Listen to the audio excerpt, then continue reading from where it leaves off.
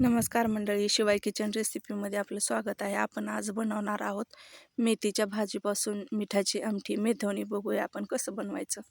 ही आपण मेथवणी लहान मुलांना, डिलेवरी झालेल्या बायकांना आणि आपल्या घरात जी वयस्कर मंडळी असतात ज्यांना तिखट जास्त खायचं नाही त्यांनाही देऊ शकतोय आपण.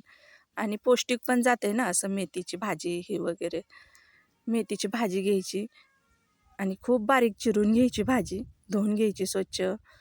आता फोडणी टाकूया आपण. अगदी सोपी बरं का, लगेच होणारी रेसिपी आहे आपली ही. लसणाच्या पाकळ्या तेवढ्या जास्त टाकायच्या बरं का, जरा खुडून. जिरे, मोहरी, कढीपत्ता आणि मिरची एकच टाकायची, अगदी शेवटला टाकायची मिरची. म्हणजे जास्त त्याचा असा तिखटपणा उतरत नाही त्याच्यात.